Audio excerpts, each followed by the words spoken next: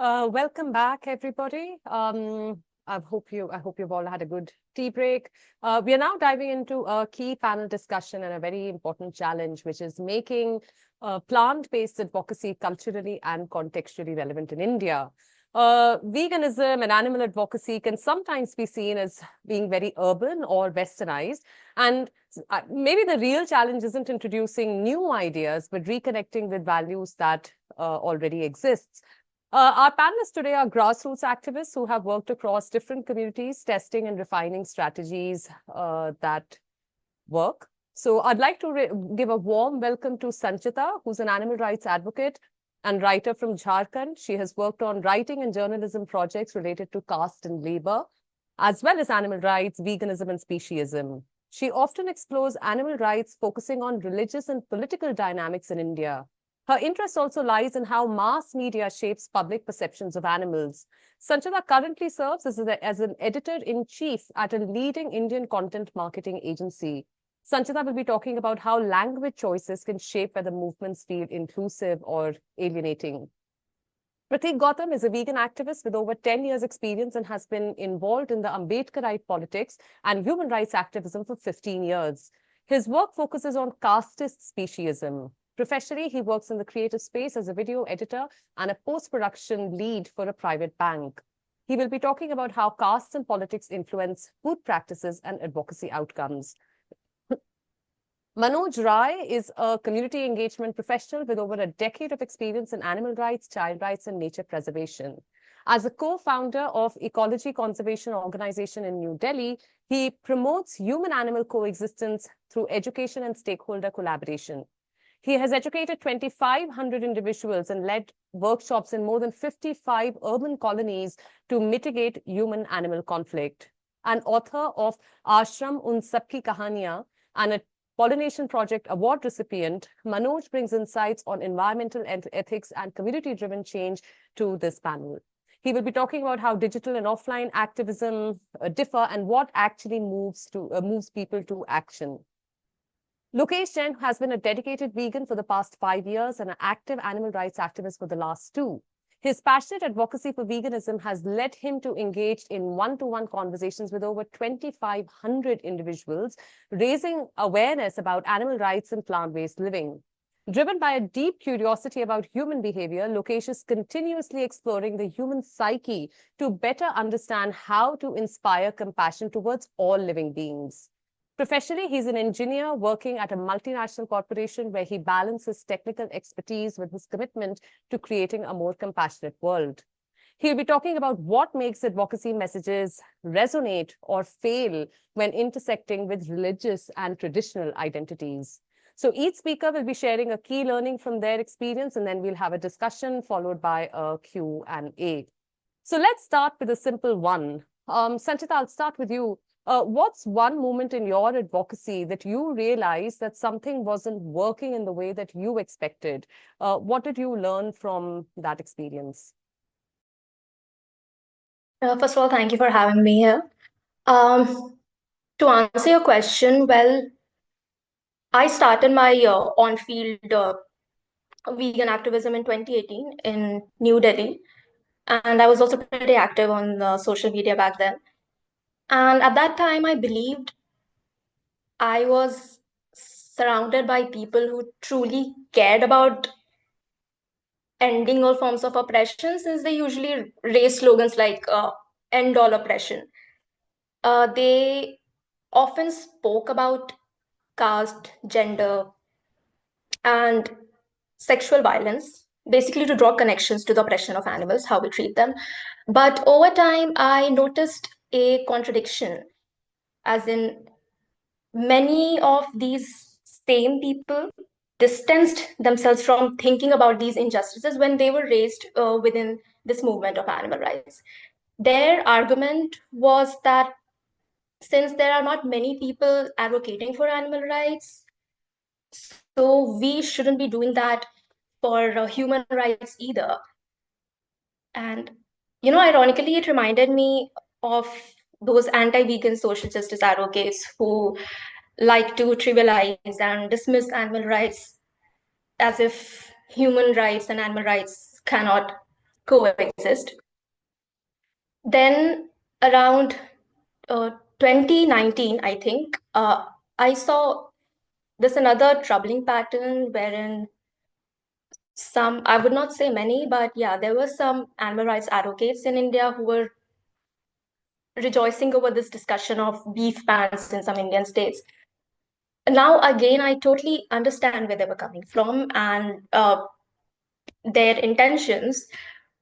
But what really shocked me was their complete disregard for the socio-political consequences, especially how these bans were weaponized to target Muslims and Dalits specifically. Many were even praising the government for wanting to protect cows, despite knowing full well how cows are exploited in multiple other ways through state sanction systems beyond just beef consumption, right? So these were the same people who also chanted dairy is beef in their usual activism days. Yet suddenly all of that awareness seemed to like magically disappear. They even refused to question who cows actually needed to be protected from, and they didn't want anyone else in the vegan movement to raise that question either, because in their view, a cause like animal rights should stay out of politics. Uh, Thankfully, there were some of us within the movement who tried to push back, highlighting how these bans were less about animal protection or cow protection and more about furthering the already existing caste and religious discrimination, hatred, and uh, the resulting violence. So we were of the view that praising the government, the state for protecting the cows was for sure going to position this movement of animal rights and vegan advocacy in a, how do I say this, in a deeply problematic light, something that the movement anyway faces with the usual conflation of veganism with cultural vegetarianism in this country. But anyway, this seemed like an unpopular opinion that was diluting the movement apparently, so it did not get much weightage, unfortunately. But what was the later part of your question, Varda? I think the lesson, Uh, something like. yeah, I was asking about what you learned from that experience. Because that was the second part. So what was the experience? What was the, the and what you learned from the experience, which is, a very interesting perspective you shared, which is how I understand it, that by not engaging with the other issues of the broader context of the Indian socio-political space, we are actually deepening the very human animal rights divide that as animal advocates we raise an issue with, Yeah. we are sort of perpetuating the same thing. So thank you so much for that, Sanchita. Prateek, I'd like to ask you the same question. What has been your personal experience of observing dissonance, in your advocacy? Because we're really trying to sort of understand the problems that we face before we talk about the challenges and the solutions. So, what has it been for you that you have experienced when something wasn't working the way that you had expected it to in your advocacy?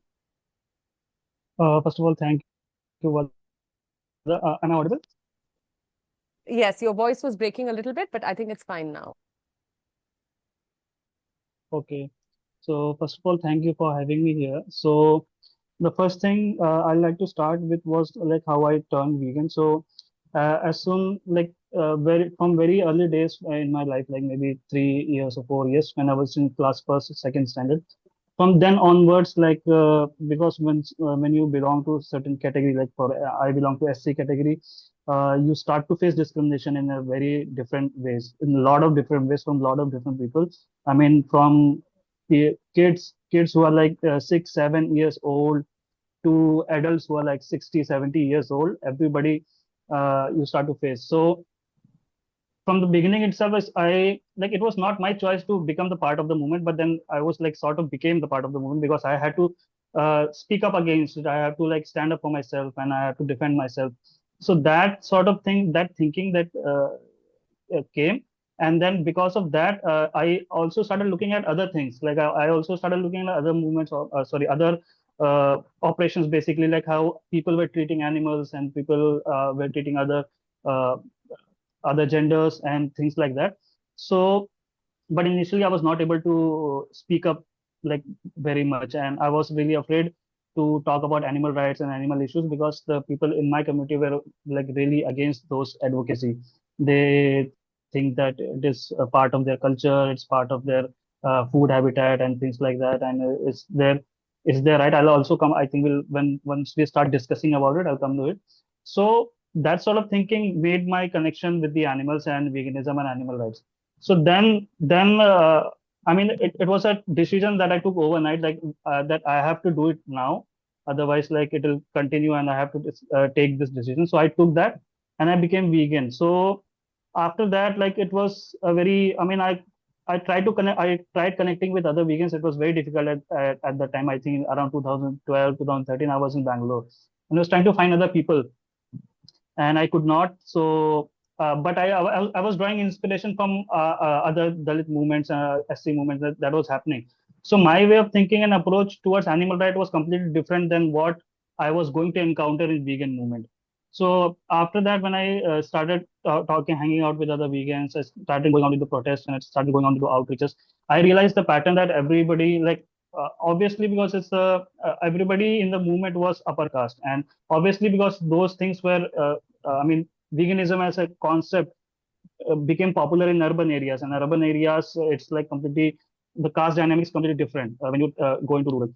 So what happened was that the they came and they had this different approach, which was like I felt was not relating to any of the things that I had faced in my life. And I mean, I felt like it was a surface level thing, and people were not really deeply going into the movement, and they were just speaking from the point of view of compassion, point of view of food choices. And similarly, their approach towards other people was also very, very weak, I'd say. It's not like it was not very strong. So that was one thing that I felt about. And also, so there's this thing called liberation pledge. I think many people would be aware of. If not, so liberation is something that came from West, and liberation pledge talks about it's a pledge that you take, that you will not hang out with other non-vegans, that you will not sit with other non-vegans, that you will not go to places where it serves non-vegan food, and all sort of things like that. So this is basically a casteist practice, right? Like if you, it's basically a purity practice if you look in from Indian perspective. And when people were started taking that liberation pledge in my circle, in my vegan movement, I I mean, I was angry also, and I was like, if this is going to happen, then this will become another tool just for oppressing my community. So that was one thing. And another thing that made me sort of mad was all these movements were happening, all these vegan movements and everything was happening. So there was this thought in the movement that because this is veganism, this is animal rights, it has to be exclusively only about animal rights. We cannot talk about anything else. So, okay, that was fine. But then many activists, what they did was they tried and went to other movements. So, and they said that no, for example, they went to a lot of feminist movement and they started saying that you're not a feminist if you're not vegan. They started, I'm just saying, for example. So, same thing, they started going into Dalit movements, they started going into LGBTQ communities and in that movement, and they started saying that same thing, same thing. But the thing is, okay, you can go and you can talk to them. You can say that, okay, your movement is hypocrite because you're not talking about animals, you're not these animals. But when they come to our movement and they try to criticize this, it saying that, you know, veganism very straightforward and you're just only thinking from an perspective, you should not. Then you try that you're dividing the movement. That was sort of pissed me off. Like you can you don't want you to call our movement. So that was a dissonance that okay, no, this is not working. And the third thing was that there's sort of camaraderie in the movements. There's sort of a brotherhood, I'd say. There's sort of a family sort of thing where each activist is backing up each other, and they are like so involved and so uh, uh, supporting each other. But during vegan in the vegan movement, what I felt was like many people, they were just there for, you know, I mean, all movements have that, but I felt in veganism it was more superficial, and I realized it because in Mumbai I was going to outreaches in lots and lots of places. I live in Vashi, Navi Mumbai, but I used to travel to Goregaon, I used to travel to Borivali, I used to travel to uh, Marine Drive and Juhu and all sort of things. Like every without missing any single Saturday or Sunday, I would go. So what I thought was, I mean, many people were already organizing in Navi Mumbai. So after that, when they left, I sort of started doing that. I thought of doing the same thing in Navi Mumbai. So what I observed is that people from Navi Mumbai, they were not coming into my outreaches. They were not coming to these places. Instead, they were going to western areas, like they were going to Juhu, they were going to Marine Drive, they're going to that places because those are the areas that get the glitter, that gets the media coverage, that gets the everything. And in Navi Mumbai, in all sort of things, you don't get. So it was sort of a disappointing for me that I felt like, okay, people are not really that serious. So that was the thing. These are the things that I. Yeah. Thank you so much, Prateek, and really, really appreciate your sort of sharing multiple problems. And I think one thing that was really interesting was you talking about the urban and rural divide and how the caste dynamics are different between urban and rural spaces, and and the problems that you have faced as a result of that. And as advocates, most of us work predominantly and live and work in urban areas. The majority, I mean, of course, there are many incredible activists working in rural areas and peri-urban areas also. But predominantly, the movement in India is within urban spaces. And it's something to consider that what is the social political fabric of the country where we are operating, if we really want resonance and change, and how some of the Western tactics like the liberation pledge that you're talking about, that actually had nothing to do with caste, really, but because it was applied to the Indian context without considering the Indian context, it actually ended up cementing existing inequalities instead of helping the movement grow. And also your points on the culture within movements, like what is the culture reflecting, and I'm also reflecting on what's the culture we want for the Indian movement that is welcoming and inclusive, because we really want the movement to grow. We want more people to come in and join us, and really I think it's a very important point to reflect on, that what sort of a culture do we really want to create and what are we doing about it. So thank you so much for those. Manoj ji, I'd like to ask you the same question. कभी ऐसा movement आपने अपने advocacy में आया है आपके पास, जब आपने अपनी एडवोकेसी में सोचा कि एक स्ट्रैटेजी काम करेगी, पर जब आप ऑन ग्राउंड आपने उसको इम्प्लीमेंट किया अपनी आउटरीच में, अपनी एडवोकेसी में, तो वैसा रिजल्ट नहीं मिला? ऐसा आपके साथ कभी एक्सपीरियंस हुआ है जब आपने डिसोनेंस एक्सपीरियंस किया, और उससे किस टाइप का डिसोनेंस आपने एक्सपीरियंस किया, उससे क्या सीखने को हमको मिल सकता है?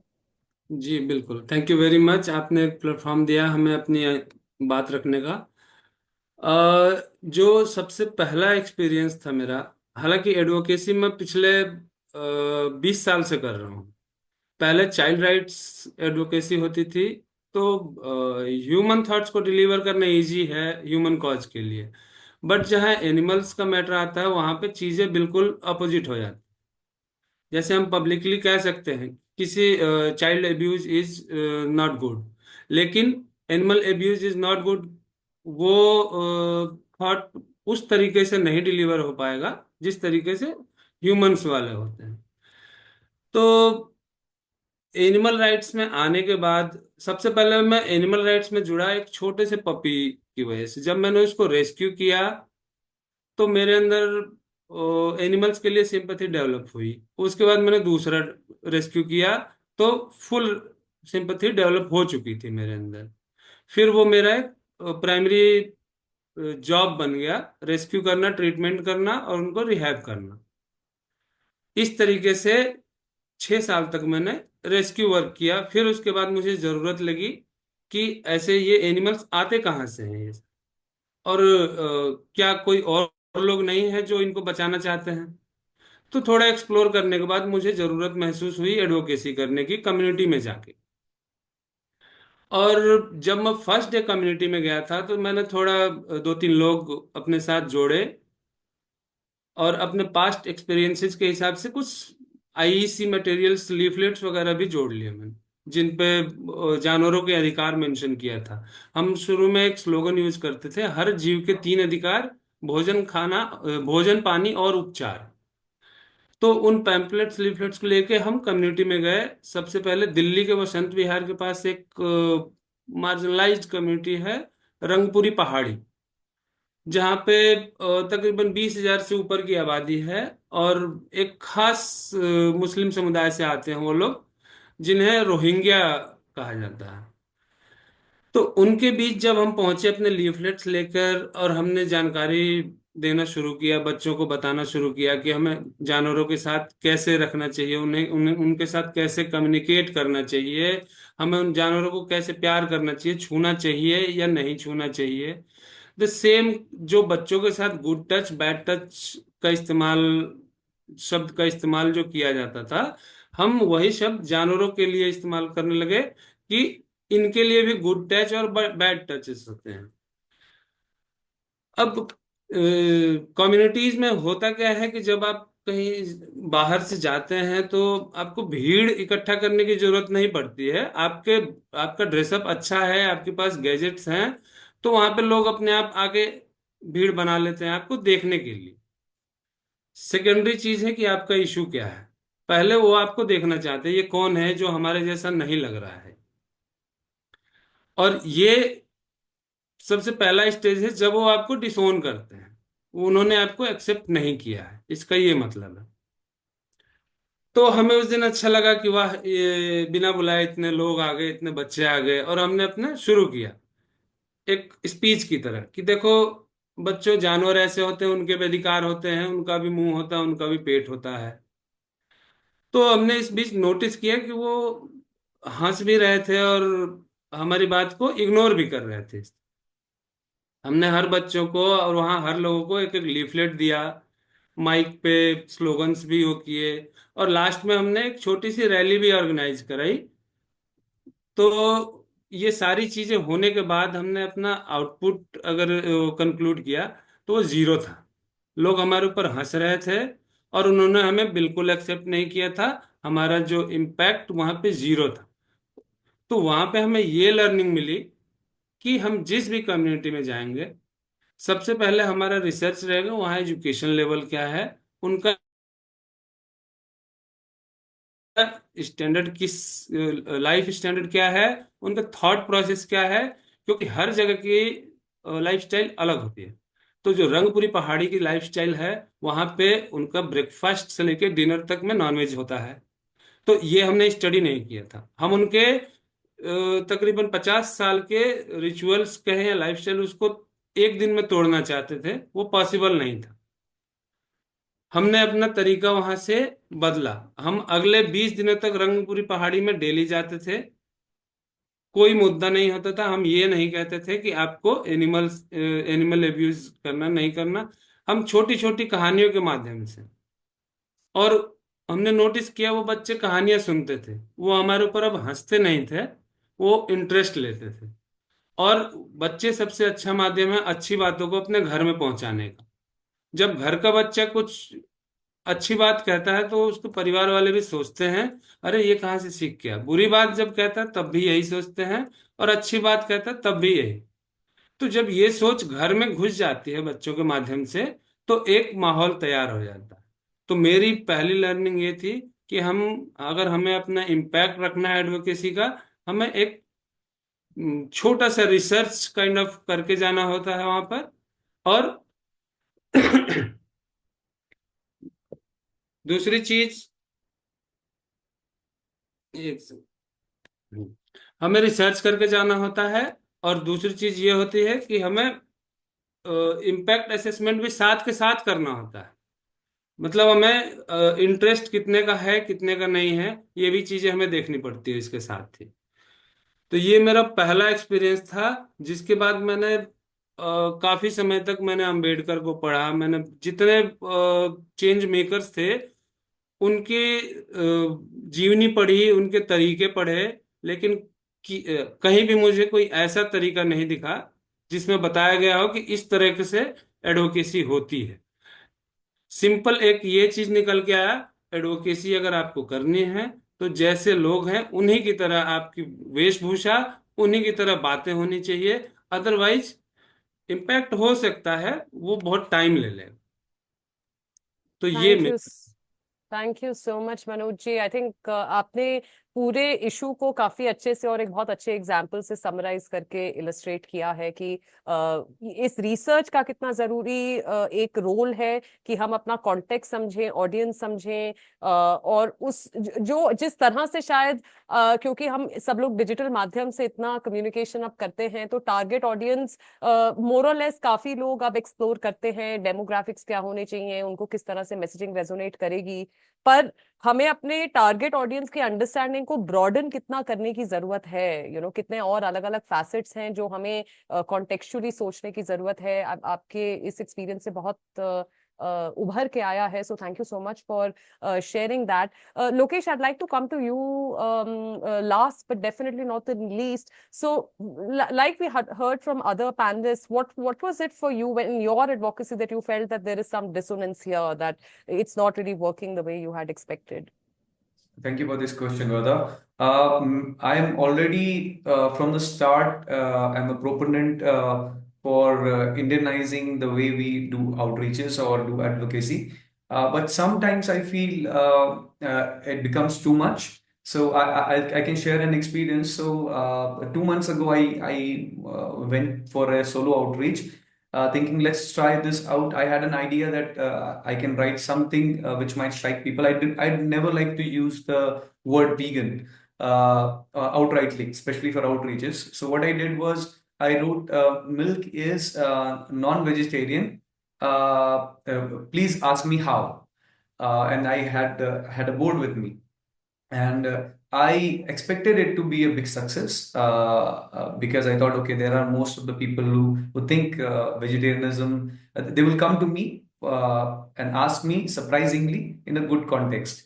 But it turned out into a nightmare because when I was holding the card, people were, especially people who were like in 40s and 50s, they were literally very angry at me just holding the placard thing.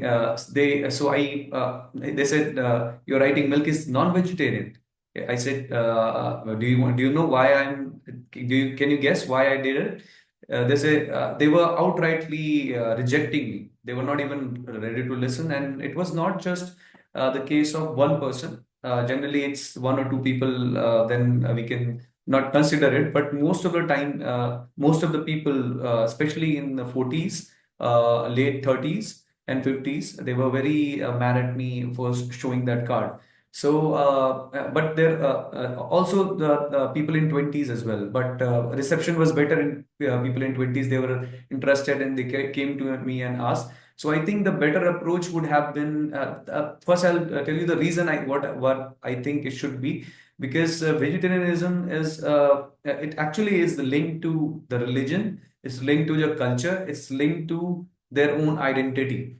So I actually outrightly attacked that identity, what I thought of it later on. So what happened was people at the site, they rejected me, that it is totally wrong. So they thought I'm a foolish person or I do not know anything. I'm just here for some views or something XYZ. So I think the better idea would have been that I would have written that milk is cruelty or it's not cruelty free. Ask me how. I think that would have been better. In this way, it would have just ignited a curiosity into them. Then why is he writing it? And let's ask. I don't know. I mean, I would have to try it, but I think this would have been a better idea rather than just writing vegetarianism. So I think sometimes we also have to assess if we are directly attacking something. Of course, we have to do it in an Indian context, no doubt. But how we are approaching that context again, I think that also we have to research into our brain or ask people around fellow activists how it should be getting the traction. Thank you. Thank you so much, Lokesh. And that's so important. And I'm so glad that while this morning we spoke to Anushka, and now we are discussing the same topic on a similar topic on this panel. And while I think everybody is sort of coming up with similar insights around context and knowing the importance of your audience and culture and all those things, I really appreciate the warning that you give, that we need to also be careful in how we are engaging with this, because this is a sensitive thing, and we need to definitely understand the space and approach it in a way that because it's an interconnected, complicated space, so that I really appreciate that that lens there.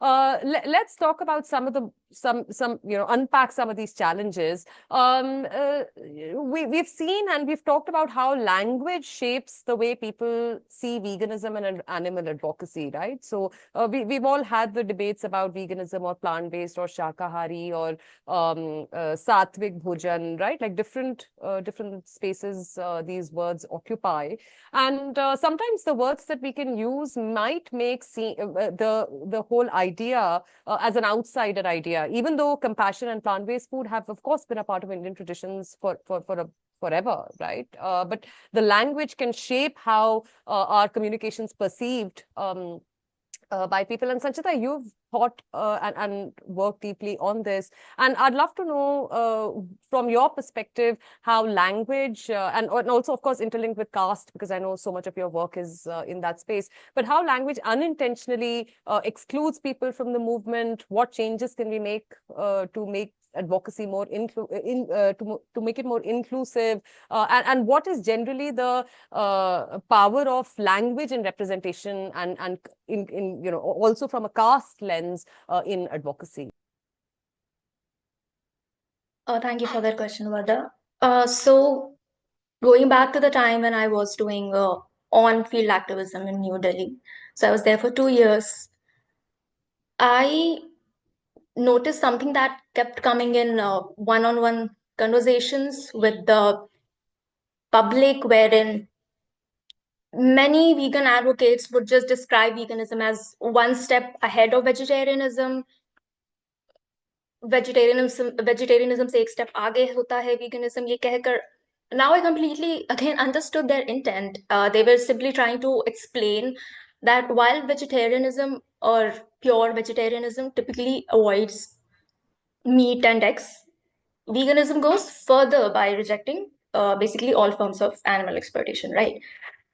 But the problem is, in a country like India, vegetarianism isn't just about dietary choices. It's very well tied to caste, religion, and the beliefs in purity and pollution. In the West, however, vegetarianism does not carry that same caste or purity connotations. Instead it's often framed as a progressive ethical choice against animal cruelty, and even in several cases to protect the environment from destruction. Here in India, however, it's largely cultural. I'm not saying that there are not any people who do not who become vegetarian for ethical reasons or whatever.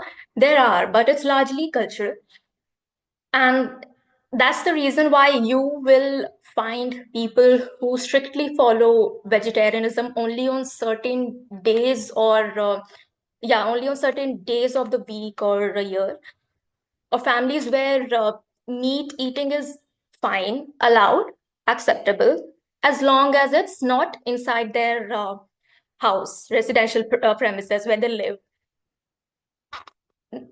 As a Dalit vegan and animal rights advocate, I believe we should avoid presenting veganism as an extension of vegetarianism in this country.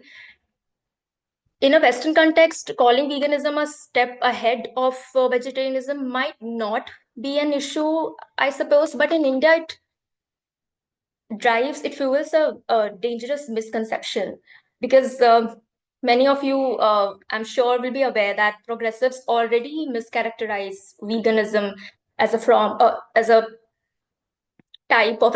of Brahminical Hindu vegetarianism. So why should we reinforce that narrative? Instead, I think shouldn't we be challenging the harms that this cultural form of vegetarianism perpetuates, not just in marginalized communities, but also on animals, particularly those in the dairy industry, which is seen as all pure and benevolent, especially in India. Uh, so another troubling trend that I have seen, though it's not widespread, I guess, is some animal rights advocates using terms like Gau Mata and Gau Raksha in their activism. Now, before I proceed, just like to mention, I have no issue with pointing out the hypocrisy of those who claim cows are holy while exploiting them for milk. Even I do that myself, but the problem, I think, arises when vegan advocates start aligning themselves and their advocacy with true Gau Raksha.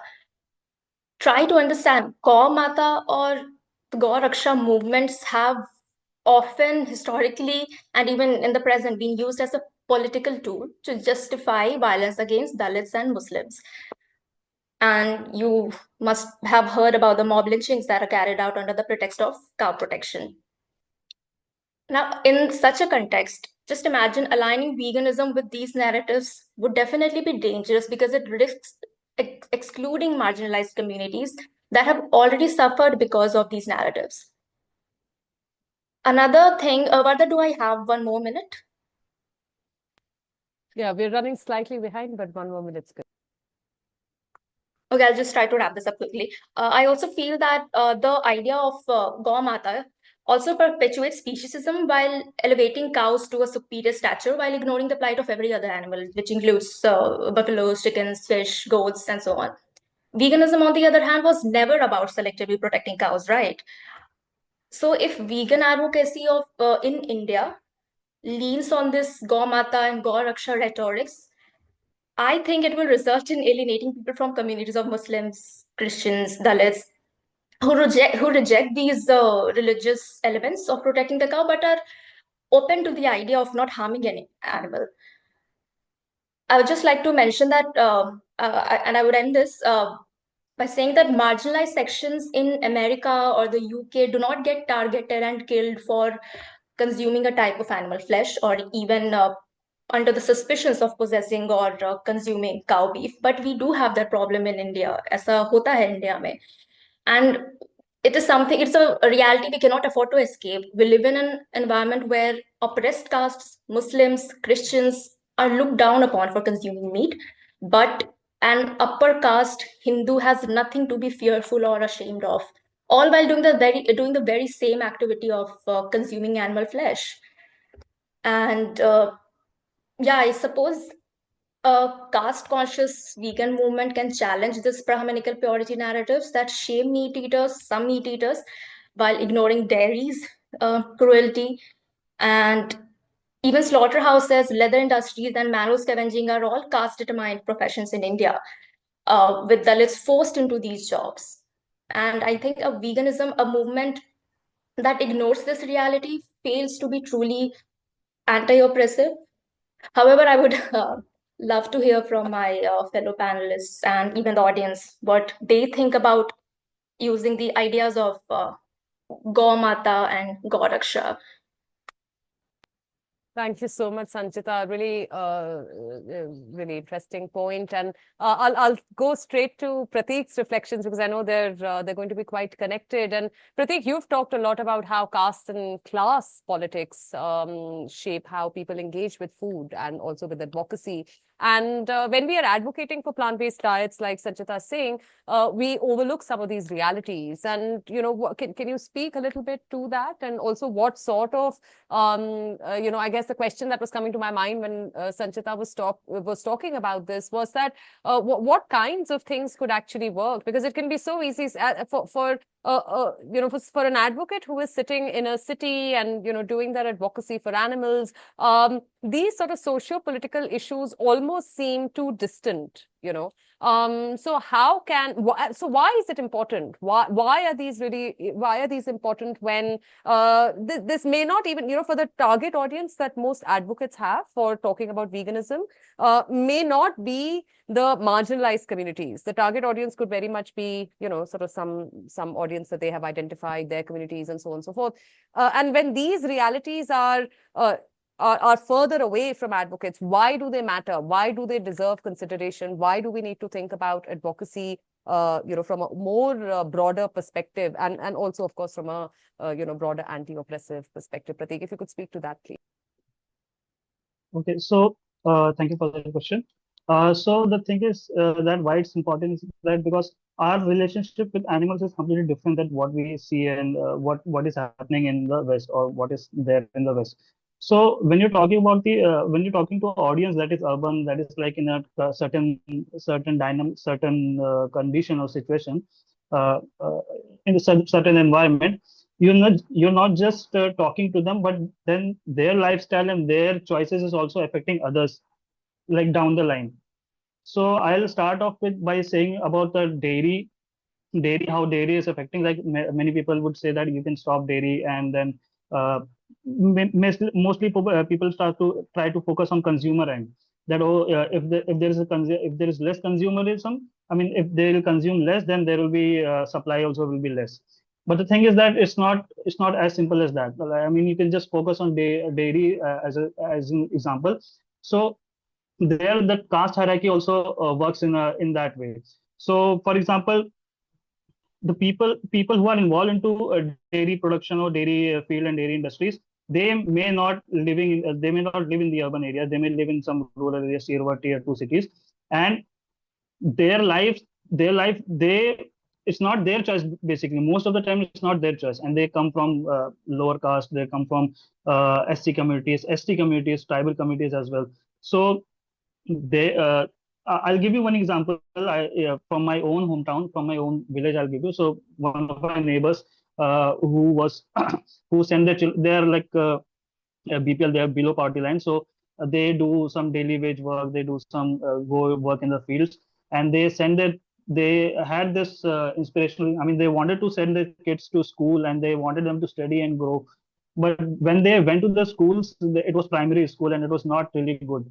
So I mean, I asked those children like, "What are you studying?" And they told me that they're studying English, Hindi, maths, and Angrezi. Then I got confused, like what was the difference between English and Angrezi, and they could not tell me. So they were not, and they also could not tell me that what they are studying, why they are studying. They simply told me that people are coming, teachers are coming, they're teaching whatever they want, and then they're going. And when they reach to high school level or maybe boards level, there the exam comes from the central area. They do not have the answers, they do not know the questions, and then obviously what's going to happen? They're going to fail, and when they're going to fail, they're not going to progress into those studies and situations. So what happens is that they have to rely on other businesses which government has subsidized.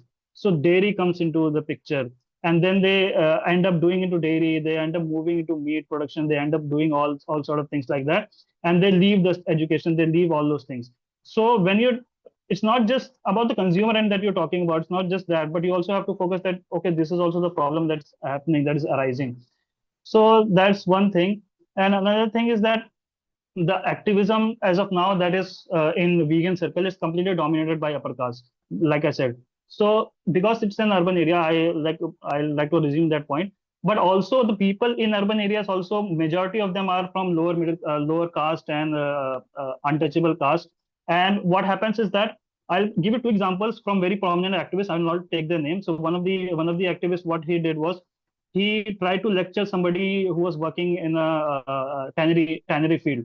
So what happens is that I'll tell you what I'll give you the scenario. He was working. He went to that workplace at around 7 in the morning, and then from 7 till 8:39 he worked in that tannery, and then he came out. And when he came out, he has no nothing like he was uh, he's earning very low and everything, and then somebody else, and it's not his choice to work in the tannery. He's just working out of compulsion because he has to feed his family, he has to live, he has to survive. And all of a sudden, this activist comes in and starts lecturing that you're working in a veterinary field and you're doing harm to animals, you're doing this and that. It's basically like you're giving me a punishment that go clean the drain, and then you're coming and insulting me as well, that you are cleaning the drain because you're useless. You understand what I'm trying to say?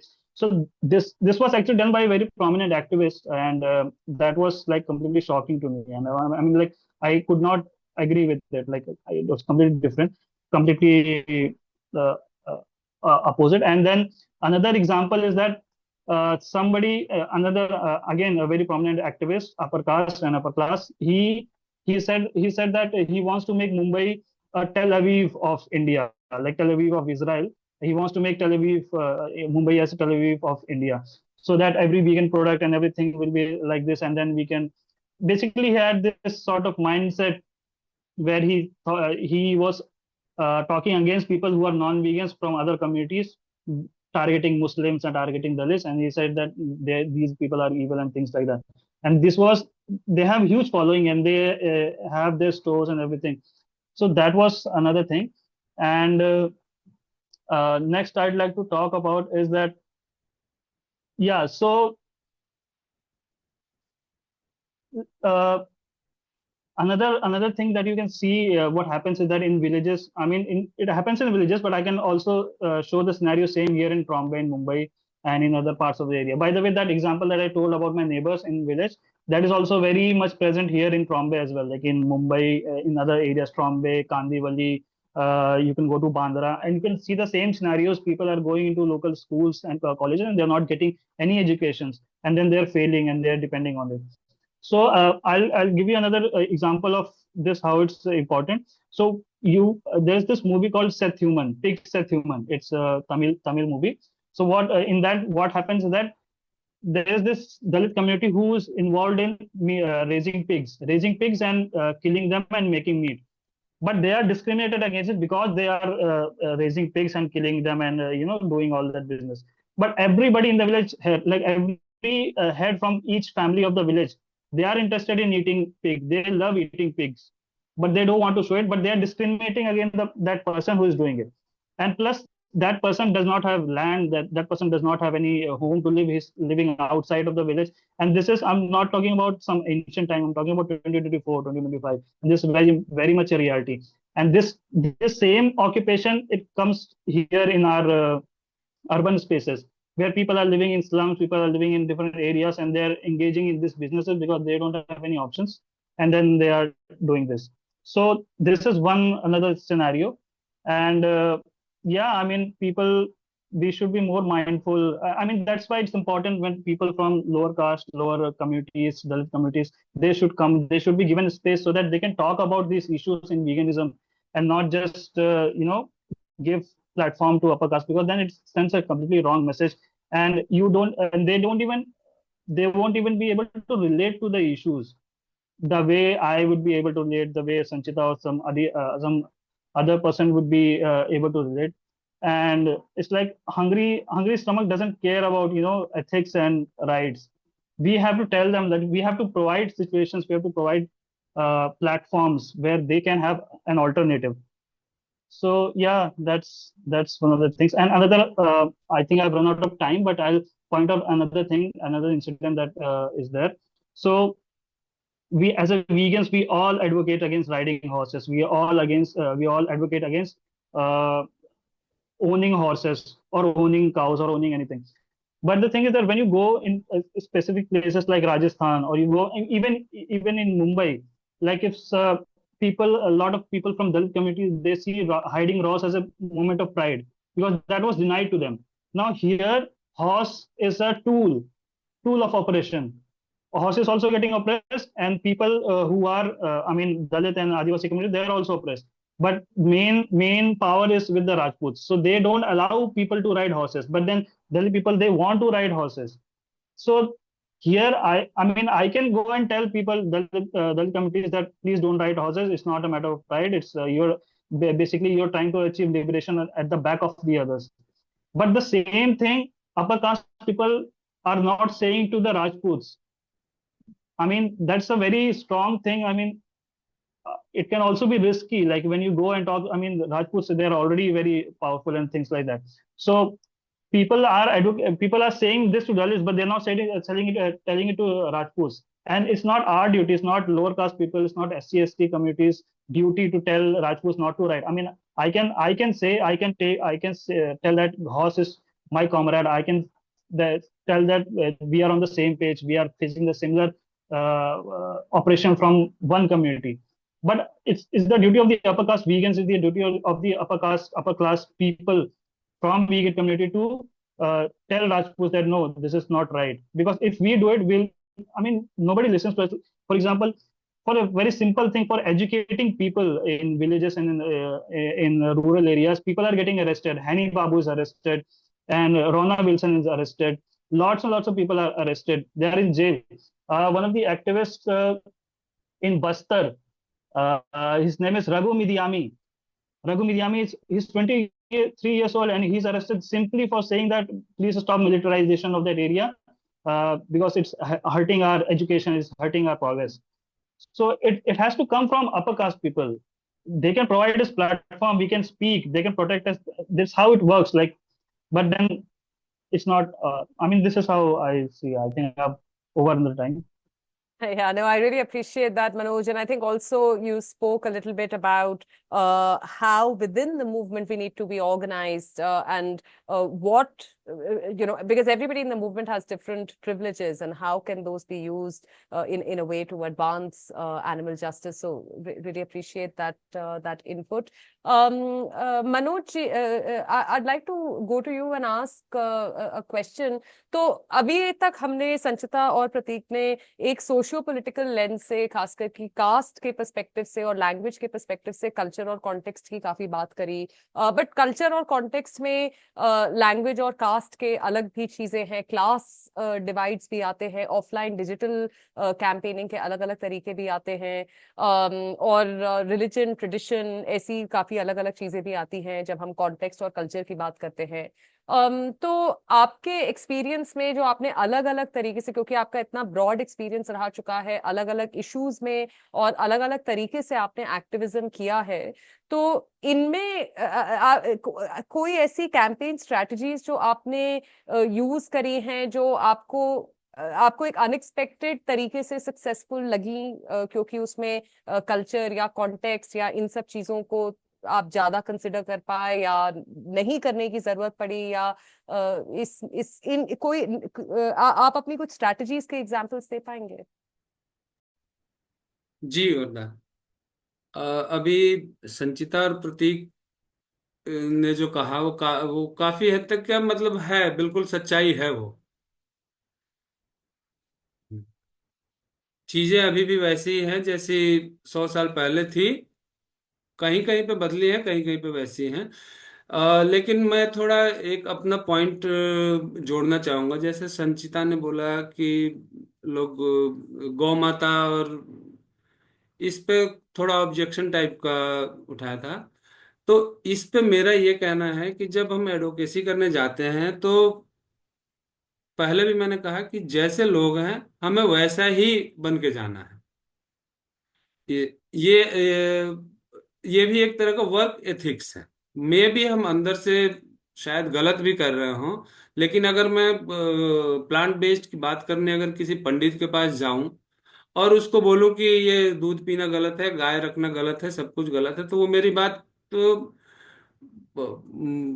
हो सकता है reject कर दे, हो सकता है ignore कर दे, या हो सकता है मिसबिहेव भी कर सकता है. लेकिन अगर मैं उससे ऑन द फर्स्ट इंट्रोडक्शन में पंडित जी गौ माता की जय करते हुए जाऊं और बैठूं उसके पास, तो शायद वो मुझे आगे की बात बोलने के लिए अलाउ कर देगा. तो वहां पर मैं थोड़ा बहुत कल्चरल और रिलीजियस सेंटिमेंट्स को भी एक टूल की तरह इस्तेमाल करूंगा. अगर किसी मुस्लिम बस्ती में जाना हुआ, अब वहां पे मैं नहीं बोल सकता गौ माता की जय. वो हो सकता है एक हर्ट कर जाए उनको, तो वहां पे सलाम वालेकुम कर दूंगा. मतलब हमारे पास जो भी रिलीजियस मॉडल, मैं इंडिविजुअली मेरा रिलीजन तो कोई पार्टिकुलर नहीं है, ऑफिशियली जो भी हो, मतलब ह्यूमनिज्म को फॉलो करता हूँ मैं। लेकिन जो ह्यूमन मेड रिलीजन्स हैं, वो मेरे लिए एक तरह से टूल्स हैं कम्युनिटी में घुसने के लिए। तो जिस तरह की कम्युनिटी होगी, उस तरह के उनके रिलीजियस बिलीफ को अगर हम अपना के और एंट्री करें, तो वो हमें एक्सेप्ट कर लेंगे, और हम आगे की बात वहां कर सकते हैं उनसे। उन्हीं की चीजें उन्हीं की जुबान में हम उन्हें बता सकते हैं कि देखो, अल्लाह ने कुर्बानी नहीं मांगी है। तो जब मैं उनके पास उन्होंने मुझे परमिशन दे दिया है बैठने की अपने पास, क्योंकि मैंने उनके साथ खुदा हाफिज किया, सलाम वालेकुम किया, तो अब मैं उनका अपना हो गया। जब जो गौ माता की जय बोला, तो मैं पंडित का अपना हो गया। अंबेडकर की जय बोला, तो किसी दलित का अपना हो गया। तो यहाँ यहाँ ये जो इंसानी बनाई हुई कल्चरल बिलीफ, रिलीजियस बिलीफ्स हैं, उनको मैं टूल्स की तरह यूज करता हूँ कम्युनिटी में जाके और अपनी बात को पहुंचाने के लिए। क्योंकि हर सबका एक तरीका नहीं है समझने का। मेंटल अवेयरनेस का लेवल भी अलग है, एजुकेशन लेवल भी अलग है। कई लोग बहुत पढ़े हुए हैं, कई लोग बिल्कुल पढ़े लिखे नहीं हैं। तो वहां पे किसी भी खास जात समुदाय को न ऊपर दिखाना होता है हमें, न नीचे दिखाना होता है। हमारा मकसद बस यही होता है कि हम उनकी तरह दिखें और वो हमें एक्सेप्ट करें, ताकि हम आगे की बात कर पाए, अपने प्रोडक्ट्स दिखा पाए उनको। कि जब हम उनको कहते हैं कि दूध पीना गलत है, तो हमारे पास उसका अल्टरनेट क्या है। तो मैं अपने साथ अपने बैग में, अगर आसपास कहीं जाना हो, फ्रोजन प्रोडक्ट जैसे टोफू हो गया, साथ में कैरी करके ले जाता हूँ, घर की बनाई हुई। तो मैं उनको दिखा सकता हूँ कि देखिए, ऐसा नहीं है, मैं हवा में बात नहीं कर रहा, आपके सामने जो प्रोडक्ट है, ये प्लांट बेस्ड है, जिसको आप अल्टरनेट की तरह यूज कर सकते हैं। दूध की जगह, घी की जगह जो प्रोडक्ट्स हैं वो। अभी हम जिस कम्युनिटी में रहते हैं, फेस्टिवल के मौके पर आस पड़ोस में कुछ चीजें देने की होती हैं, तो हमने वीगन घी से बनाए हुए वो लड्डू दिए अपने पड़ोसियों को, और उनको खास ये भी बताया कि ये वीगन घी से बनाए हुए हैं। तो वो थोड़ा क्यूरियस हुए कि ये क्या होता है, ये कैसा है, और हमने बताया कि ये आपके नॉर्मल घी से क्रुएल्टी फ्री भी है और चीप भी पड़ता है। तो अब वो जो हमें कुछ देते हैं, तो वो प्रेफर करते हैं, उन्हें पता है कि हम वेगनिज्म फॉलो करते हैं, प्लांट बेस्ड फॉलो करते हैं, तो वो हमें कभी भी कोई ऐसी चीज नहीं देते जिसमें एनिमल क्रुएल्टी का इस्तेमाल हुआ। तो ये धीरे धीरे करके हमने उन्हें अपनाया, उन्होंने हमें अपना लिया। तो कम्युनिटी में ये एडवोकेसी का ये फॉर्मूला ही है कि पहले हम उनकी तरह बन के हमें जाना होगा, फिर वो हमें एक्सेप्ट कर लेंगे, तो हम अपनी सारी बातें उनसे फ्यूचर में मनवा भी सकते हैं। और कुछ नहीं तो चलो, दूध नहीं छोड़ेगा, घी छोड़ेगा, घी नहीं छोड़ेगा तो मीट छोड़ेगा, मीट, मतलब अल्टरनेट्स बहुत सारे हैं। क्रुएल्टी तो सैकड़ों तरीके से हो रही है। अगर वो एक भी मीडियम अगर छोड़ देता है क्रुएल्टी का, सपोज अगर उसने लेदर की बेल्ट पहनना भी छोड़ दिया, तो स्कोप है कि वो ट्रांसफॉर्म होता जाएगा धीरे धीरे। हम सब वैसे ही ट्रांसफॉर्म हुए। बहुत लोग होंगे जो बाय बर्थ वीगन होंगे, वेजिटेरियन होंगे, लेकिन मैंने अपनी आधा लाइफ में नॉन वेजिटेरियन लाइफ फॉलो किया। लेकिन धीरे धीरे धीरे आज की डेट में मैं प्लांट बेस्ड हूँ पूरी तरीके से। और मैं यकीन रखता हूँ कि ये चेंज धीरे ही आएगा, लेकिन आ जाएगा कम्युनिटी में। Thank you so much, Manoj. I really appreciate that. I want to now go to Lokesh and also ask him to come in on this panel. But I know Sanchita has raised her hand, and I'm sure that I'd love to also hear Sanchita and Prateek respond to what Manoj ji said. And I think Lokesh might also have similar views. So it'll be great to have that discussion. And so I'll let Lokesh come in and respond, and then maybe Sanchita, and then maybe we can open for questions, because I know we only have 30 minutes left, and I can already see lots of questions. So Sure. Lokesh, please go Yeah. ahead first. Thank you, Varda. I agree somewhat with Manoj ji.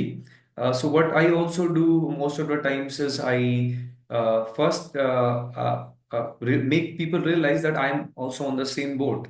I'm not othering them at the first glance. So, for example, I do a lot of online activism. I call it online activism when I do it on Instagram or something.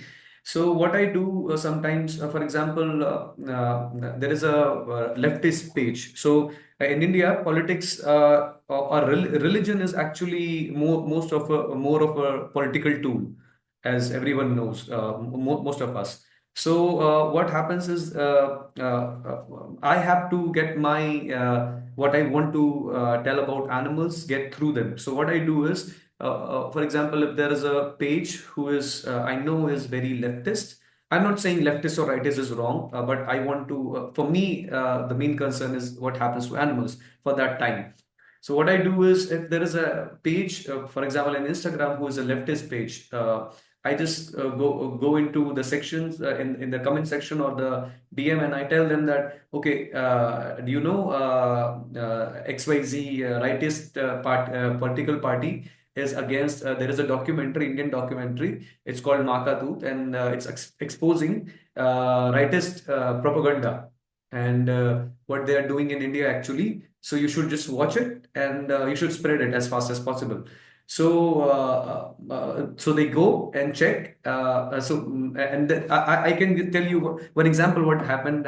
So one of the lady, she was a leftist lady, who political leftist lady. She actually shared my one of the videos, which was about beef, and it is the second largest exporter of beef in India. So I asked her, thank you for sharing and thank you for caring about animals, XYZ. And she said, I do not care about animals. Then I asked, why did you share? Because I wanted to expose, she said, I wanted to expose the right wing and what they do,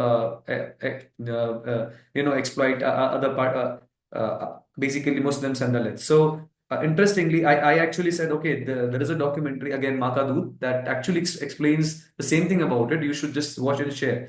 So after watching it, she said that, okay, I understand now, and I think she became veganish from that stance. So I do the same thing with when I do see right wing parties, and I message them or comment that there is a video which shows how they are slaughtering cows, and you can save them. You can literally save them. Let's save our Gomata, like Manoj ji says. I think that's okay to use when we have to go across that point. And when they see they may change. I'll tell you a success story about it. There was a page who was posting about three, four writers page, which actually a post actually went viral about the buffalo, that they wanted to clarify that it's not the cow meat, but the buffalo meat that is being sold in India. And I messaged the person, and I told them to watch the documentary. After 2 days, he came to me directly, and he said that, bro, I thank you for sharing, and I'll try. Become vegan. I have become vegan from today itself, and deleted his page itself. So this is how I also use it as a tool. And I also believe that most of the people we meet generally have a lot of compassion. But it's just the conditioning and overall things, the culture and the caste and culture, caste, and the religion that has made them to eat, and consume animal-based products. So I want people to focus more on uh, what already is there, like karuna. They already have karuna. They use the local words in their context, like religion or caste or culture, whatever they use, and I think we can penetrate better. And I also want to talk about most of the times when we tell the facts, for example, that I used to tell. I also tell people that in India, four crore cows and buffaloes are slaughtered every year. People actually become immune to the numbers because they are not able to fathom the number that's like 4 crores. They have never seen 4 crores something in their life, maybe. So I think that the better approach would be to what I do now is to I just make them imagine, what do you think, how many cows can fit into a room? They say, let's say 2. Then I ask them, how much area would it be for 10 cows? Then they imagine, and then subsequently, I just make them imagine like a 4 crore cows are and buffaloes are killed. So I think rather than just telling facts, I think we have to make them imagine how the fact actually looks like on ground. Uh, Also, I've had some successes in For example, in this week itself, one of my colleagues actually was leaving the company, and people were wanted to give something to him. So he actually, everyone actually decided on giving a leather watch of Fossil. So I thought, okay, and I actually did not have to contribute in monetarily into the gift, but I wanted to turn it around, and I did not have a say until I, contribute anything. So I contributed a small amount, and what I said is, do you know, we are giving him a gift. He might not be using leather because of religious reason or ethical reasons. So I think we should reconsider. And at just one request, he just changed to something else. And I was actually very much worried in an urgent situation that I should find a gift, XYZ gift. But he just once, I just said, requested him, and he changed it. So it's most of the times, I think it's also about just asking. It's not very complicated. Just maybe ask, and the things might change. Yeah, thank you so much. Thank you so much, Lokesh. I think I really appreciated all the specific examples that you used to talk about how to get more resonant, because the root of it really is that how can we get more and more resonance with our audience by identifying the specific touch points in culture, context, so that we can have a greater impact. We are listened to more, and hopefully people take the action that we are advocating for. I think one of the things that has come up in this conversation today is really the tension of holding all these different cultural contextual values together, right? So when we're talking about animals, and I'm really starting from this morning when we were speaking to Anushka also, we talked about feminism, and we talked about environmentalism, and we talked about consumerism, and then we have been talking about caste and religion and tradition. We have been talking about the urban-rural divide. And one of the things that's coming up is, and we see that disagreement even within this panel, right? Like we see Manoj and Lokesh suggesting that we need to be a little bit more pragmatic in terms of the kind of issues that we are choose. It's a very animal first and view, that what are the kind of issues that we can really pick to talk about animals right now. And what is, with all of these, because it is impossible to be everything, I think that, there is no perfection. There is no perfectly a person who is vegan and, everything ticked off, that just does not exist. So as animal advocates, how do we manage this tension? And Sanchita, you had your hand raised, so I'd love you to respond to that, that whole thing that came up earlier, and I'm sure it's running on several people's minds. Yeah, so my response was to Manoj ji. Manoj ji, मैं समझ सकती हूँ आप जो बोल रहे हो, क्योंकि वो एक पॉइंट ऑफ रेलेवेंस एस्टैब्लिश कर देता है, ताकि सामने वाला आपकी पूरी बात एटलीस्ट सुनने को तैयार हो। मेरे कहने का ये तात्पर्य था कि जैसा सोशो पॉलिटिकल सिनेरियो है अभी इंडिया का, जहाँ पे दलित्स एंड मुस्लिम्स को लिंच कर दिया जा रहा है, मार दिया जा रहा है, सस्पिशंस के अंदर कि उसने बीफ खाया होगा। आई मीन उनको टारगेट किया जा रहा है। सो मुझे लगता है कि वैसे सिचुएशन में वीगन्स, एनिमल राइट्स एडवोकेट्स को ये नहीं बोलना चाहिए कि हम सच्ची गौ रक्षा कर रहे हैं। मुझे ऐसा लगता है कि हमें इस कंसेप्ट से एसोसिएट नहीं करना चाहिए। मैं पूरी तरह से सहमत हूं कि ये बोलना कि किसी पंडित को कि गौ माता की जय, ताकि वो एटलीस्ट आपको अलाउ करे, आपकी बात सुनने को तैयार हो कुछ टाइम के लिए। बट मुझे फिर भी ये नहीं लगता है कि एज अ मूवमेंट हमें इस आइडिया से एसोसिएट होना चाहिए, क्योंकि वो काफी डेंजरस हो सकता है। एंड आई थिंक थोड़ा कॉन्ट्रिडिक्टरी भी हो सकता है, क्योंकि वीगनिज्म प्रजातिवाद के खिलाफ जाता है, वो इसे चैलेंज करता है। तो गौ रक्षा और गौ माता को इतना प्रायोरिटाइज करके क्या हम ये आइडिया को आगे नहीं कर रहे कि हाँ, गाय ज्यादा इंपॉर्टेंट है, बाकी सारे जानवर शायद उतने इंपॉर्टेंट नहीं है। बट एनीवे मनोज जी, मतलब all in all I complete, मैं समझ सकती हूँ कि आप क्या बोल रहे थे। But anyway, what others have to say, would love to here.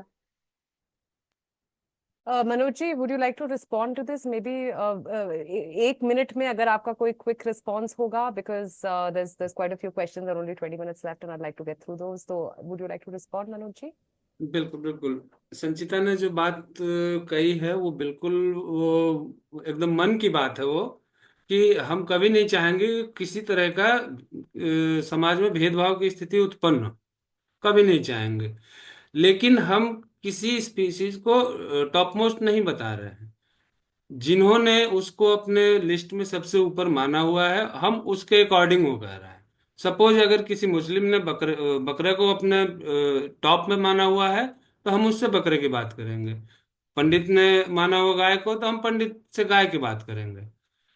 तो जिसके लिए जो जानवर सबसे ऊपर है, जिसको वो रिलीजियस वे में सबसे ऊपर मानता है, हम उससे उस तरीके की बात करते हैं। और रही बात हालात की, हालात हर समय बुरे होते जा रहे हैं, इंसानों के लिए भी और जानवरों के लिए भी। तो हमारा हमारा ये मकसद है कि इंसानों के लिए बहुत सारे मैकेनिज्म हैं, पॉलिटिक्स है, लॉज है, कोर्ट्स है, बैठे वो अपने डील करते रहेंगे। हमें एक सेफ माहौल बनाना है जानवरों के लिए, इसमें हमें एक होना चाहिए। Thank you so much, Manojji. Really appreciate that. Lokesh, I know you have your hand raised. I will also add a question to that, to what you want to say. If you could respond to both the question and what you wanted to say to Sanchita and Manoj. So the question is quite linked to what we're talking about, which is on messaging strategy. I think it's from Nirupama.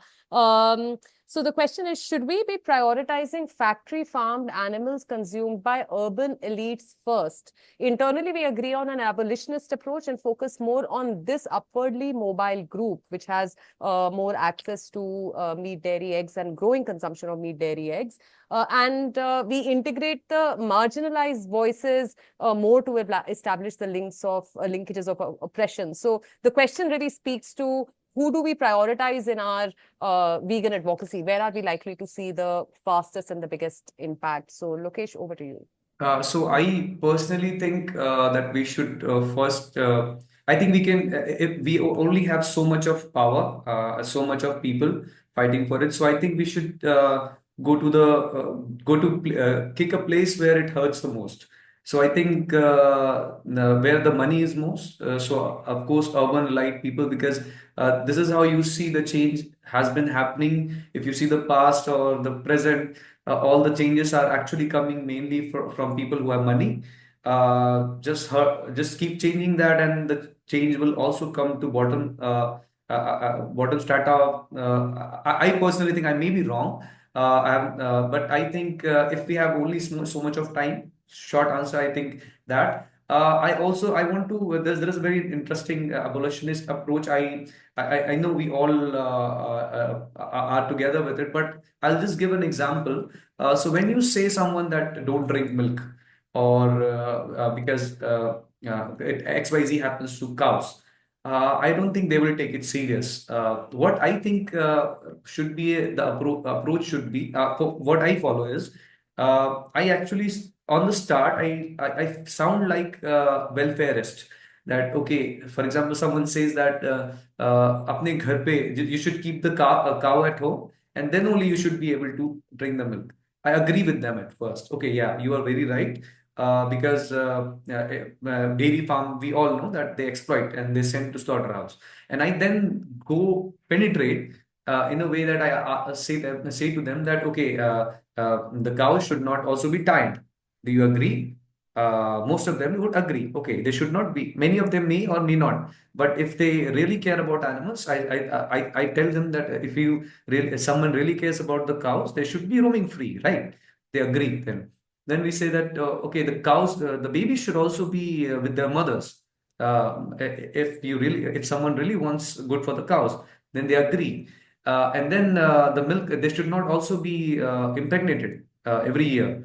Then in this way, sequentially, although we have given that choice that okay, you can have it if you. I sound very welfareist that okay, you can do it when you keep the cow at home. But in the end, I make sure that they don't have a choice to keep the cow at home, because I give too many conditions and they agree to those conditions that okay, the cow should not be tied, the cow should be fed good, the baby should be having access to the mother, and we should not forcefully take the milk and stuff. And then I think the result what they have in their mind, they will never have a cow, because they now understand that keeping a cow and taking the milk from her, it is not and being ethical, it is not possible.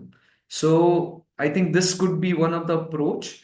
And I forgot okay, yeah, I wanted to.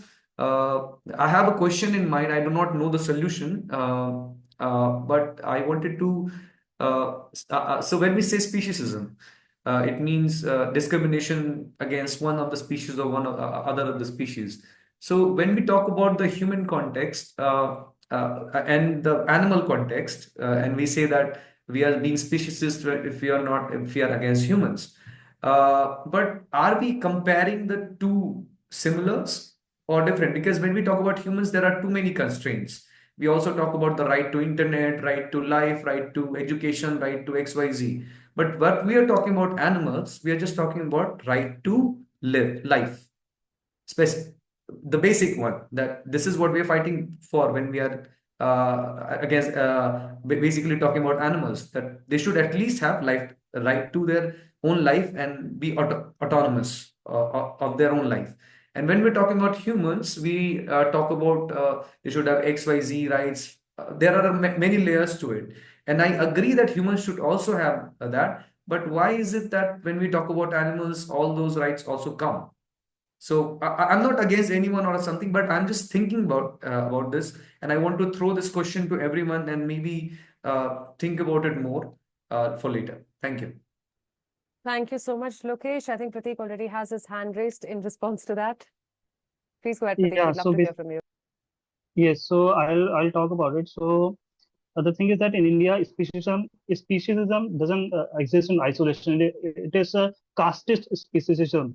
So when you talk about it, cow, for example, as Manoj ji said that we need to create a safe environment for animals, and because we already have there's a legal system for humans, but there's not. So the thing is that uh, if you look into other movements, people, they got rights, they got their rights not just by appealing to the oppressors, like they did not just go and talk to, and they did not have a conversation with them. They had to fight for it, and they had to fight hard. Like they lot of sacrifices that had to be made, and over hundreds and hundreds of years, and still we are fighting, and still we are not able to get the entire thing. So, and when you start thinking about animals, protection and safety, I mean, I understand that what you're trying to say, and what I understand where you're coming from, that you're trying to be non-violent, and trying to appeal to the consciousness of the people, trying to awaken the consciousness of the people. But there are things where people will not care about it. Like at a certain point of time, I'm just taking cows, for example. If a Brahmin, if a Pandit, if you go and talk to them about cows, they will definitely say that, okay, this is exploitation, and we should not be doing it. But then in the back of their mind, they'll still think that cow is a commodity for them. Cow is a product for them. They will not look into them as an individual. They will also always say cow is their mother, but they will not treat them as a mother. They will always have this connotation. They will always have this attachment of them seeing as a product, then seeing it as a property. I'm saying why seeing them as a property, because traditionally in our system, in our society, only certain castes were allowed to own cows and buffaloes and things like that. Others were not allowed. Only after the death they were allowed. And even still today, when cow dies, upper caste people, they do not touch. They even in urban spaces like Mumbai, they come and they collect, like lower caste people, my community, other community from lower caste people. They go and they collect the carcasses of cows and take leather out. They take bones out and everything. So in that context, it becomes very important to, I think, little bit more aggressive. I understand there's a lot of risk involved, because last year, I think, when people were uh, started promoting vegan products, vegan milk and everything, Amul got really offended, and they started suing people, suing activists left, right, and center. So it becomes very tough. But then at some point of time we have to start it, because just today morning I saw a video on the internet from Udaipur, Rajasthan. Somebody was riding a bike and he had tied a dog behind, and he was just dragging that dog. And thankfully people were there. They stopped him. They beat him. They whatever they did. But then he got free. He got no punishment because there's no law. I mean, there are laws, but it's so weak that people do not care. I mean, in Hyderabad, there was an incident 1 or 2 years ago. Somebody was throwing, somebody was throwing dogs tied up from a terrace, and like 20, 30 dogs he threw, and they got into jail. They got out on bail with 150, 200 rupees. I mean, we should be furious if something that like that happened with an individual in the Dalit community or in the Muslim community or in any community in humans. People would be out there raging protest. They will be like really furious, and everybody would be. That's the kind of mentality I think we should have. I know it's a very difficult thing, and it's very easy to sit and talk about it, but then this is something that we should be looking at and we should be approaching towards, because other than that, I think this segment is good that we have a non-violent approach and we are approaching people, but then this should also be a part. Like I'm not saying that we should not do this, but we should also be focusing on this, and that's what my Thank you so much, Prateek. I think the challenge really is sorry, I'm just getting messages reminding me there's only 10 minutes left for this session. But I just wanted to say that I think there's now sort of a fair bit of consensus on the target audience for especially vegan advocacy to be in the urban spaces and, you know, sort of upwardly mobile and so on, as I think one of the questions was pointing out, along with, of course, specific faith-based or not even faith-based, different sorts of community-based outreach. I think perhaps what's emerging from this discussion is that the question is really how can we ensure that while for whatever strategic reasons we might target a segment of the population for vegan advocacy for greatest impact, how can we ensure that our narrative and our messaging strategy is something that is truly anti-oppression and it is truly inclusive of all these different perspectives, because I think that is certainly something that we could work towards. Manoj ji, मेरे पास एक सवाल आपके लिए है। तो आपके पास कुछ सुझाव हैं आपके एक्सपीरियंस से कि जब कोई एडवोकेट्स कम्युनिटीज में काम करने जाते हैं, प्लांट बेस्ड डाइट्स के बारे में, वीगनिज्म के बारे में बात करने जाते हैं, जहां पे कल्चरल रेजिस्टेंस आता है क्योंकि एनिमल प्रोडक्ट्स या तो रिलीजन से कनेक्टेड है या आइडेंटिटी से या स्टेटस से, इकोनॉमिक स्टेटस से, अलग अलग चीजों से, डेयरी, दूध, अंडे, मीट हमेशा सिर्फ food नहीं होता है, they are so connected to so many other things also. तो any advice do you have, Manoj ji, कि वो cultural resistance advocates कैसे overcome कर सकते हैं जब वो अलग अलग communities में engage करते हैं? जी, कल्चरल रेजिस्टेंस से हमें बचने के लिए हम ये कर सकते हैं कि हम बजाय उस खास मुद्दे की जगह हम किसी दूसरे मुद्दे पे बात करें। जैसे जहां आपको पता है कि दूध का कंजम्पशन उनका रिलीजियस राइट भी मान लिया उन्होंने और कल्चरल राइट भी मान लिया है, अब आप वहां दूध की बात छेड़ना मैटर को रिस्की बना सकते। तो आप वहां पर किसी दूसरे सेगमेंट की हम बात कर सकते हैं। सपोज जैसे अगर हमें वहां पे स्कोप देखना पड़ेगा, कैसी अपॉर्चुनिटी है, क्या लोग शहद के इस्तेमाल को अवॉइड कर सकते हैं, तो हम वहां पे शहद का राग छेड़ेंगे कि देखिए जब आप इतना कर रहे हैं एक छोटा सा ये कर दीजिए कि शहद को अपने लाइफ से हटा दीजिए। या कुछ भी नहीं है, अगर सपोज आप हिंदू की बात कर रहे हैं तो उनमें हम ये कह सकते हैं ढोलक अवॉइड कर दीजिए, ये तो इसमें तो चमड़ा होता ही है ना, ये तो आप एग्री करते हैं ना कि ये चमड़ा है, तो वो एग्री भी करेंगे और वो इस चीज को मानेंगे भी।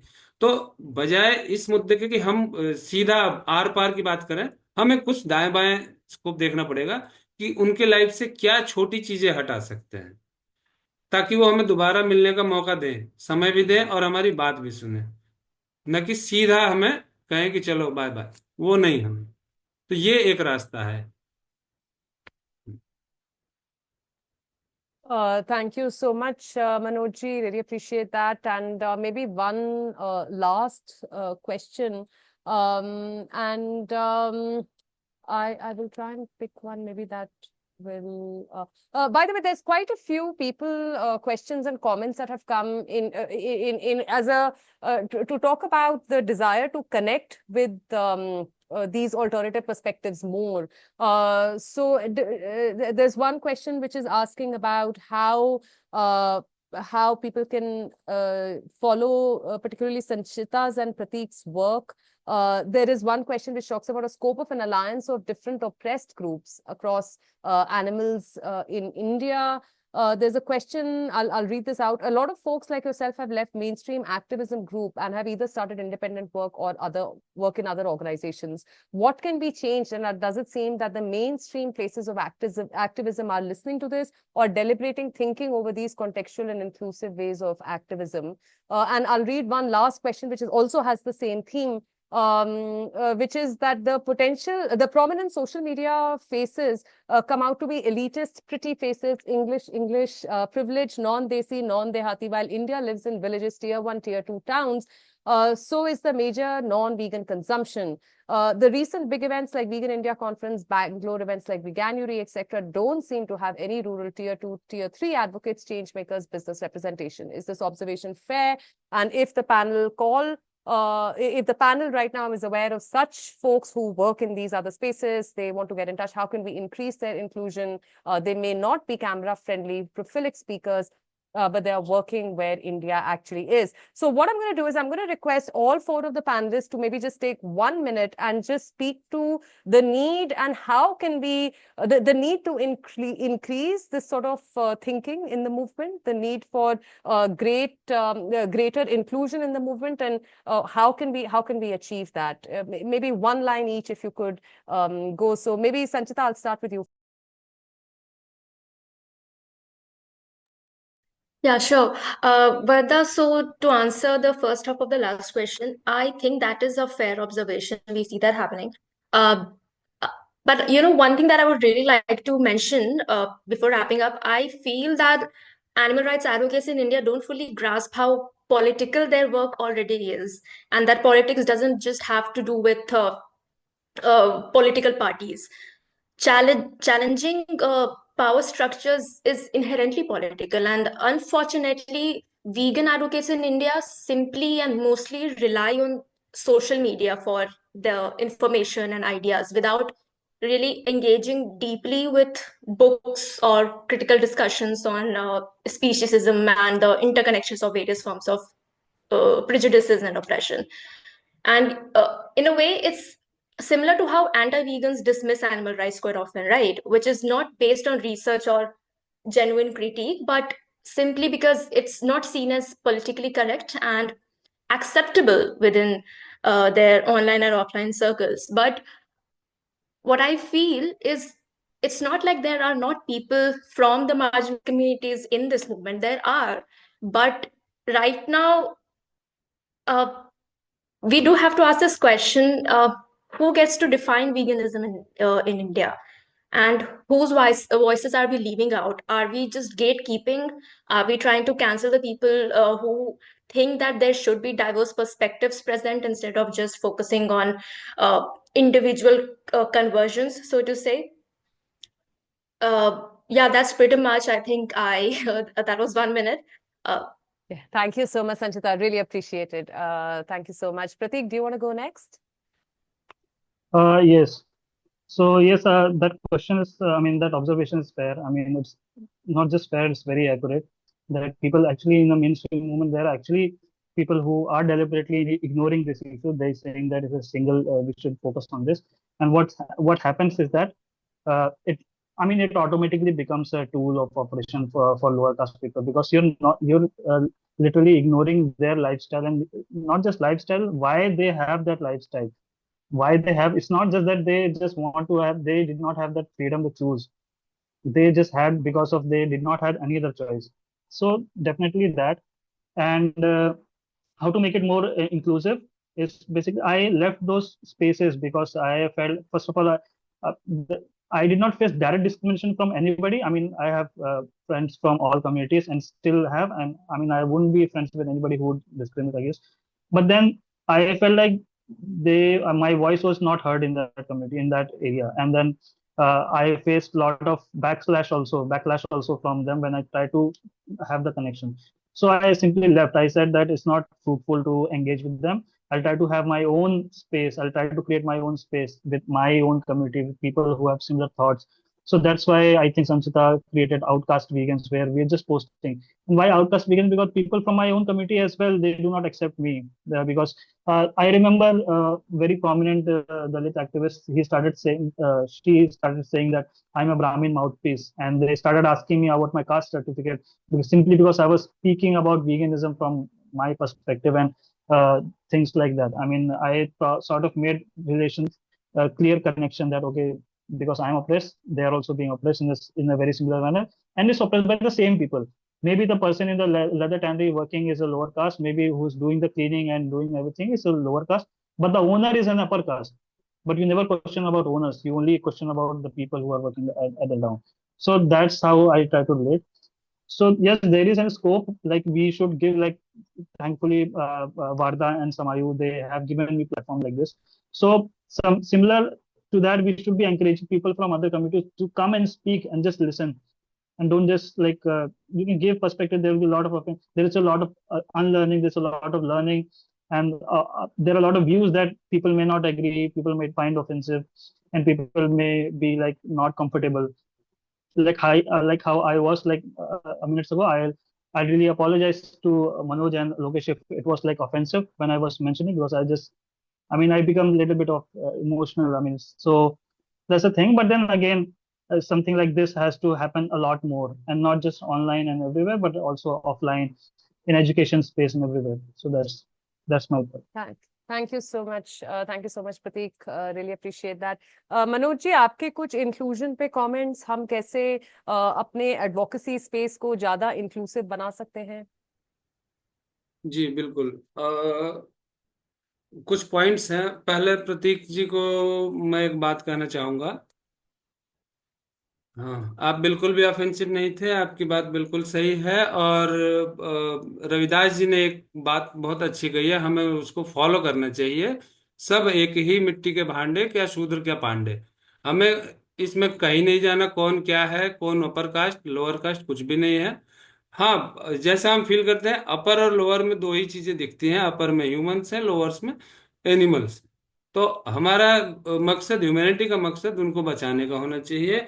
और उनको बचाने के लिए जो एक्टिविज्म के मॉडल जो मैं सजेस्ट करता हूँ कि जिनको हम चुन सकते हैं, तो पहली चीज ये कि हमें वेस्टर्न मटेरियल का कॉपी नहीं करना चाहिए। जैसे हम देखते हैं कि आप सपोज किसी बिहार के एक गांव में आप कॉस्ट्यूम पहन लीजिए एक गाय का, और पाइप के थ्रू आप दिखा रहे हैं कि इस तरीके से गाय का दूध निकाला जाता है, तो उनको समझ नहीं आएगा। वो उनके लिए एक तमाशा है, मजाक है। तो वेस्टर्न जो भी मॉडल्स हैं, डिजिटल मॉडल हैं या लीफलेट मॉडल, तो कम्युनिटी में हम उन चीज़ों की बजाय वो चीज़ें वहाँ पर इस्तेमाल की जाए जो वहाँ के लोग समझते हो। पहले हमें इस चीज़ के लिए अपने आप को प्रिपेयर करना होगा।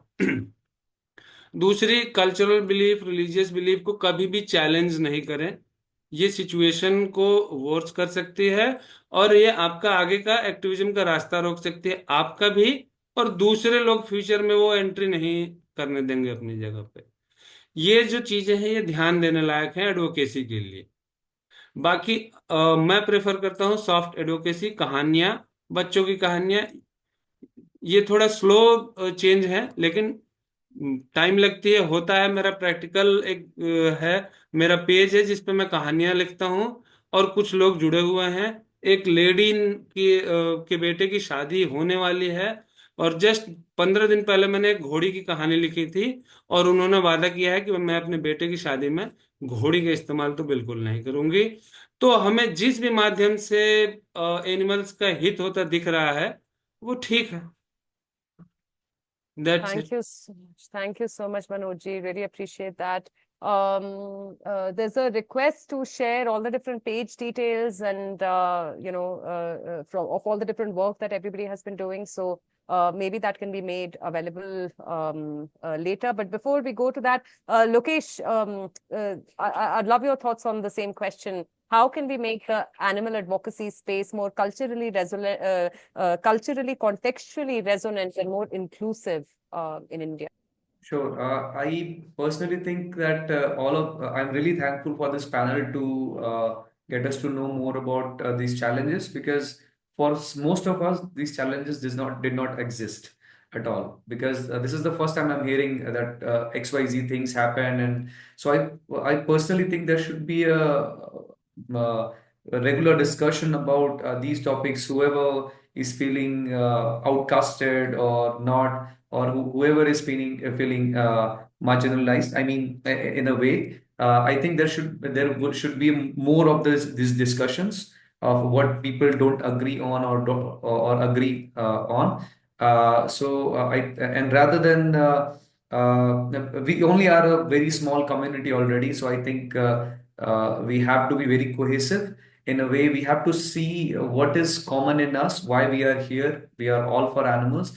So I think we should shed the differences and look for what is the common among us. And of course, I'm not saying that we should ignore the plight of Dalits or Muslims, or of course, for 100%. And we should understand that more from those people who are marginalized. And I would just suggest Prateek and people who feel a little outcasted to discuss more with people. I know you might have discussed already, but I think for people like me who never knew about this topic at all, if I don't know, how would I do something about it? So maybe just there are a lot of new people in the moment. I think you should discuss these challenges with them, and I think many of them will agree, and we should all find a common ground and fight for animals. Thank you. Thank you so much, Lokesh. Really appreciate that. And with that, I think we have come to the end of this panel. It has been such a brilliant discussion. We had other plans, actually, just to let the audience know. We had thought of other questions, and we had gone through strategies that we could share. But we just, the discussion was so interesting, and, explored all sorts of directions. So we couldn't share those, but hopefully we'd be able to share, including the Instagram handles of all the panelists, so that you can stay in touch with them. Sanchita, I see I've got your hand raised. Do you want to say something? या just very briefly Manoj ji, आपने ये कहा कि सबसे नीचे जानवर आते हैं. मुझे नहीं लगता कि वो सबसे नीचे सिर्फ जानवर नहीं आते. सबसे नीचे काफी सारे ह्यूमन कम्युनिटीज भी आते हैं, जिन्हें कई बार इंसानियत के दायरे में देखा भी नहीं जाता. सो आई थिंक वो रियलिटी हम अवॉइड नहीं कर सकते, एस्केप नहीं कर सकते, इग्नोर नहीं कर सकते इंडिया में. That's it Warda, nothing else.